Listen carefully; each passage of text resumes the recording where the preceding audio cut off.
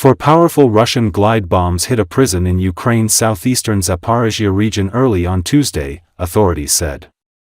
According to Associated Press, the bombs killed at least 16 inmates and wounded more than 90 others at Bilenkivska Correctional Facility, according to Ukraine's Justice Ministry.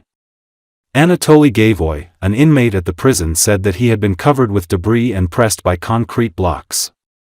"I started crawling out by myself, following the light," he said after being asked how he got out from under the debris.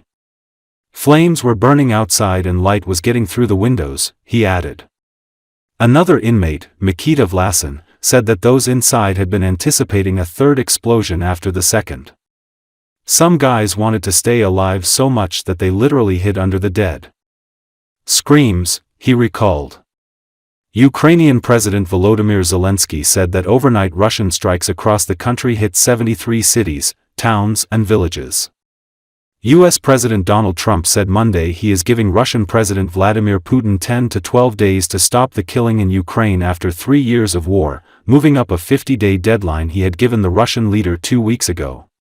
The move meant Trump wants peace efforts to make progress by August 7 to 9.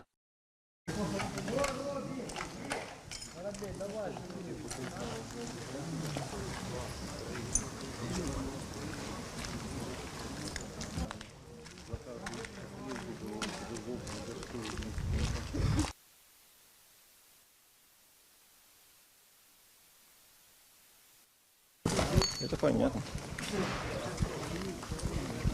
Мы подъехали, что ли?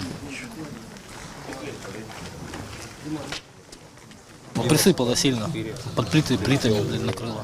То есть вы оказались под завалом, да? Ну да. И как вас вытащили? Я сам начал выкарабкиваться.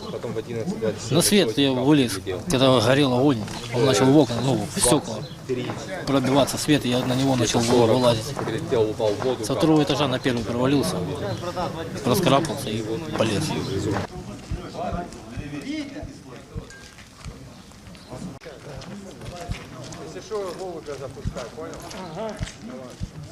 Після другого вибуху ми чекали третього.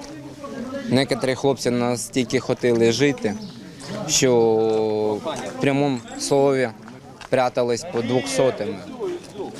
200-ми крики.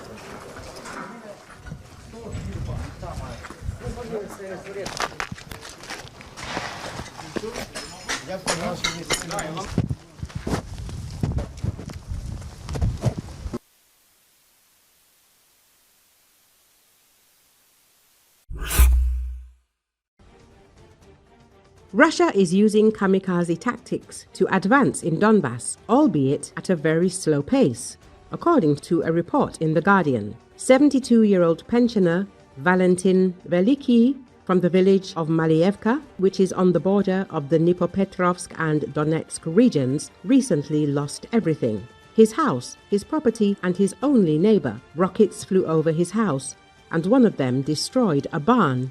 "I heard an explosion. My shed was gone in an instant. Nothing was left.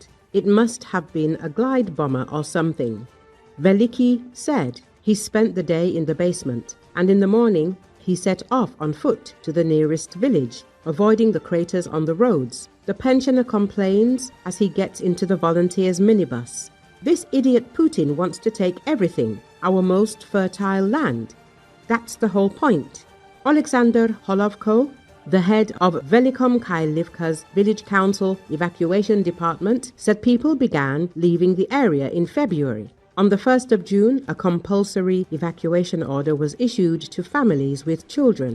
Holovko said he and the police chief had subsequently made various attempts to persuade Veliky, the last person in his village, to depart as fighting became intense. "The place is completely destroyed. Every house is either fully in ruins or partially.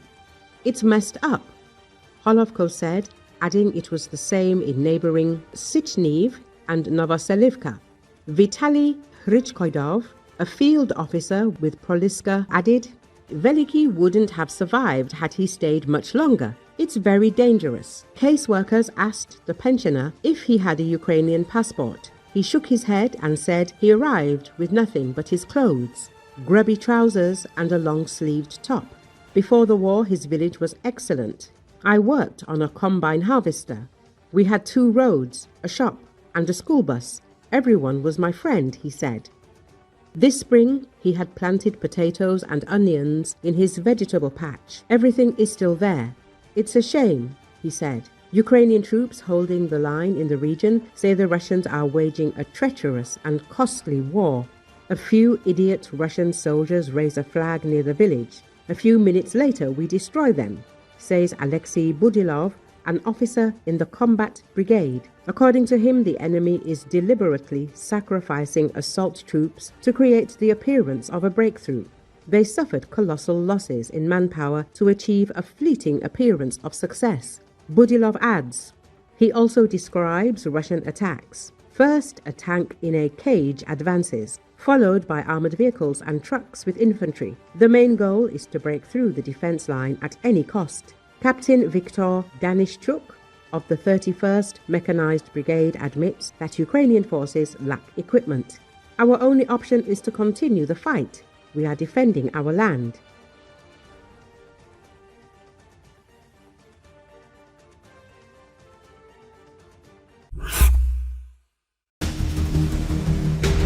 The 54th and 81st Brigades of the Ukrainian Armed Forces have destroyed a column of armored combat vehicles belonging to the occupying Russian army near the city of Siversk in eastern Donetsk region.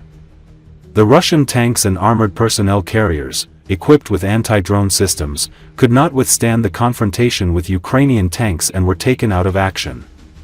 The damaged combat equipment of the occupiers was later destroyed with explosives dropped from drones. Armored repair and evacuation vehicles, which participated in the battle and were used to recover the damaged equipment, were also destroyed by explosions and rendered inoperable. More than 40 motorcyclists involved in the battle were also destroyed along with their vehicles. Although some surviving infantry soldiers tried to escape, Ukrainian drones did not allow them the chance. The next assault attempt by the heavily damaged occupying forces also ended in failure.